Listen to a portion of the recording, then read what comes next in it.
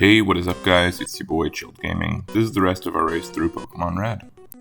While grinding, I saw that Fried Dough had beaten the 6th rival fight. Not wanting to lose more ground, I decided to fight Giovanni, despite my strongest Pokemon being 7 levels below his strongest. My Gyarados outsped and one-shot his Rhyhorn, Nidoqueen, and Nidoking with Surf. His Dugtrio outspeeds, but Giovanni uses a Guard Spec. Classic. That was his last chance to hit, as both Dugtrio and Rhydon go down to a single Surf as well. I do not take the TM for Fissure as I leave. I'm not sure who I should use in my party to take care of Lorelei. I evolved my Eevee into Flareon, thinking Ice was weak to Fire, but forgot to check her Pokemon for second typing, so Fire will be useless. I then think of Zapdos, and so I went to get him. However, I realized that the flying aspect of his typing will be weak to her Ice. I debate back and forth for a while before deciding that I'm gonna risk it with Zapdos, putting Lorelei's Pokemon to sleep ahead of time. I found my way to Moltres while trying to get through the cave, so I caught it. I named it Loki. I looked up how to get through the cave so I would know if I was on the right track. I got to the Poké Center, healed my Pokemon, and stocked up on revives and max potions. I decide to go for it. I send Dugong for a nap, and then wipe it out with Zeus. I'm unable to lull Cloyster to sleep, however, and it knocks out my Hypno. There goes that plan. I'm able to knock it down to half health my first blow. It lands a heavy blow on Zeus, so I heal him up, before knocking him out with Thundershock. I leave Zeus in for Slowbro, and revive Van Winkle. I put Jinx to sleep, and then take her out with Hanklin. Once again, my hypnosis fails on Lapras, so I send out Zeus again. I'm able to do a small amount of damage before it lands a massive blow. At this point, I'm starting to get concerned that I won't be able to defeat Lorelei. I heal Zeus back up to full health. Lorelei heals Lapras, and I heal Zeus again. She uses another heal, and I'm able to knock Lapras down to 1 health. She once again lands a huge blow to me, but I'm finally able to knock the Lapras out, and I breathe a huge sigh of relief. Lorelei is the member of the Elite Four I was most concerned about. However, we'll see how the rest goes. Against Rival 6, I open with the Nidoking I picked up in the Safari Zone. Because it is Poison type, Pidgeot thinks that Agility is the best move. He is wrong. King Midas uses an X attack, which in Gen 1 negates accuracy checks, and then proceeds to use Horn Attack to knock out the Pidgeot as there is no threat there. Against Rhyhorn, Execute, and Gyarados, I use Horn Drill, a one-hit KO move that now cannot miss. This is a strategy speedrunners often use, and why I wanted a Nidoran on Route 22 and not a Spearow. I use Horn Drill on Alakazam, but it outspeeds and uses Reflect. My Horn Drill does nothing. I'm not sure why this is. I'm guessing it is because he is faster, or because I leveled up against the Gyarados. If you know why this happened, please inform me in the comments. I hear they're good for the YouTube algorithm. I use Earthquake. Seeing that it'll take 3 turns to knock it out, I switch into Gemson to avoid the inevitable Psychic attack. As soon as Gemson comes out, my rival stops using Reflect and lands a crit Psybeam. Midas would have died. Switching between healing and attacking, my superior move choice leads to a knockout on Alakazam. Against Charizard, I use Plop, and he uses Rage, forfeiting any right to be considered my rival. The wife, however, has made it through Victory Road and is a very real threat. Against Lorelei, Midas uses Horn Attack so that Lorelei's Dugong will use Rest turn 2. While it sleeps, I set up the X accuracy and then one-shot Dugong and Cloyster. Knowing that I only have 3 more PP, I think it would be smart to save some for the rest of the league and take out Slowbro with Earthquake. This is a bad idea. Its Water Gun nearly kills me. I heal up, and then when he uses Amnesia, I am able to finish him off. Jinx comes out and is faster, ending Midas with 1 Ice Punch. So much for saving PP. I send out Bert the Lapras. It misses its first Sing, and realizing I have a lot of X accuracies and no instant kill moves, I use one on Bert, so my Sing will no longer miss. Jinx did not wake up, and I took a few Surfs before it went down. The Lapras on Lapras fight goes on for so long that Fried Dough could have blindly gone through Rock Tunnel. This is thanks to Bert being 16 levels lower, confused, and paralyzed for most of the fight, but never missing a sing. Most of the footage you've been watching has been at times 4 speed. This Lapras on Lapras fight, however, is at times 8 speed. In actuality, it took me 8 minutes to complete. It's times like these I wish I turned off battle animations.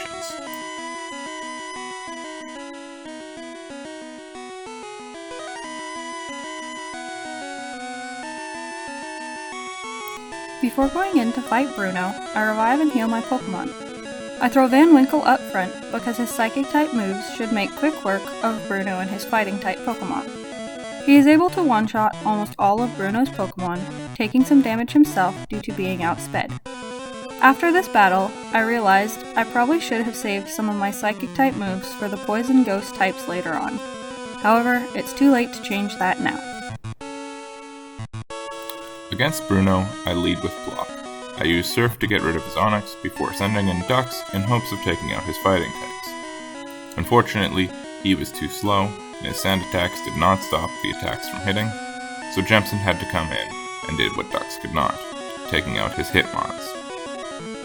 Plop comes back out to take out the second Onix, and Jemson ends the match with Machamp.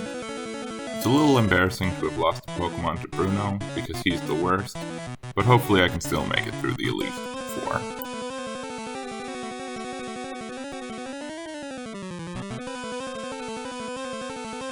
I use Van Winkle once again against Agatha, even though he's low on PP. He gets confused, but is just able to hang on long enough to knock out Gengar. When Agatha throws out Golbat, I switch to Nemo. She retracts Golbat, and I send in Van Winkle once again for Haunter. I try to put Haunter to sleep, but it doesn't work. She throws out Golbat again, and I use Nemo's Ice Beam to knock it out of the sky. This time, when Haunter comes out, I am able to put it to sleep and knock it out with Psychic. Hanglin knocks Arbok down to half health before being paralyzed and then passing out. I throw in Thorns, and Agatha withdraws Arbok to replace him with a second Gengar. Thorns does a bit of damage, but it's not much.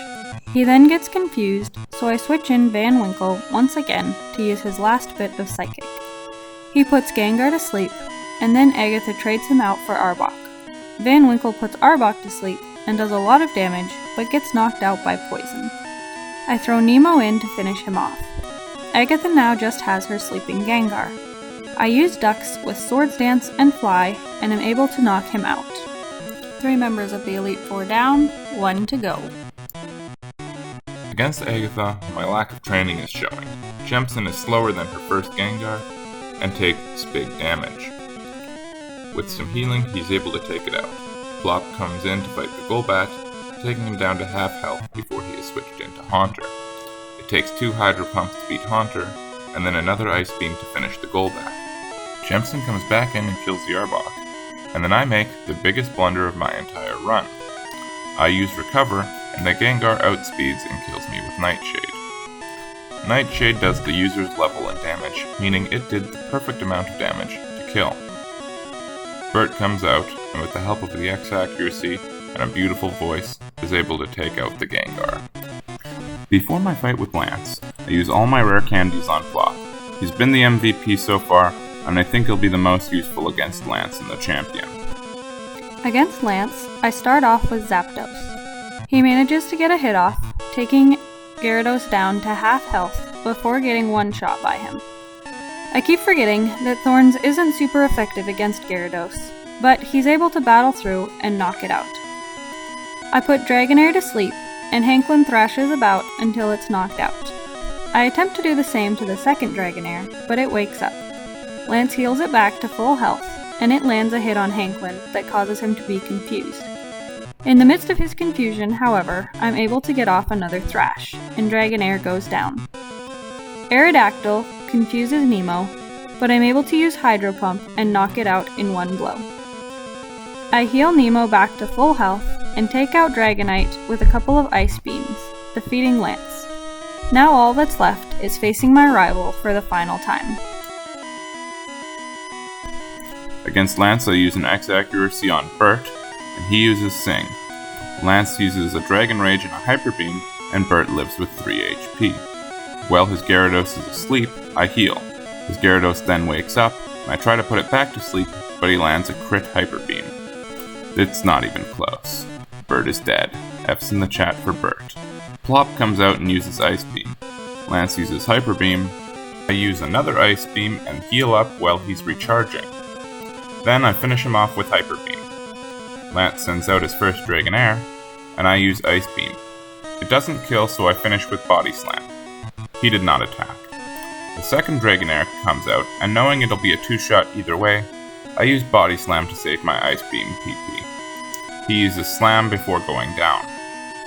Out comes his Aerodactyl and I heal. He lands a crit Hyper Beam and Plop lives on 27, giving me some confidence. I mean, if he can survive a crit Hyper Beam, he's not going to go down. I use Ice Beam and heal. He needs to recharge before he can heal for my Ice Beam. Aerodactyl uses Takedown, it's another crit, and my Ice Beam leaves him with a Sliver. He lands another critical takedown, but the recoil finishes Aerodactyl off. I heal, and Dragonite sets up a barrier, but it's of no use. I land my first crit of the fight, and it's a quad effective Ice Beam that hands me the win. The last rival battle is here. I knock out his Pidgeotto with Zeus. His Alakazam gives me a lot of trouble, using Recover to negate all of my Ducks' damage, until it finally uses Reflect instead, and Ducks takes the opening. His Rhydon goes down before it can even catch its breath. Executor gives me a bit of trouble as well, primarily due to my attacks missing. He hits me with two 2-hit barrages, and then he gets me with a 5-hit barrage. Ouch. I'd used Swords Dance on Ducks to boost his attack. He uses a Fly to almost knock out Executor. I decide to risk another Fly on 12 health and knock it out. Gyarados is a one-shot from Zeus, and Charmander gives me a bit of a challenge, being 16 levels higher than my Gyarados. I get him to below half health before he knocks out Nemo. Zeus paralyzes him with a Thunder Shock, and I'm able to wipe him out in the end, finishing my run and winning me the race. I did it. After hours and hours of painful grinding and trying to figure out what the heck is going on, I managed to beat the game.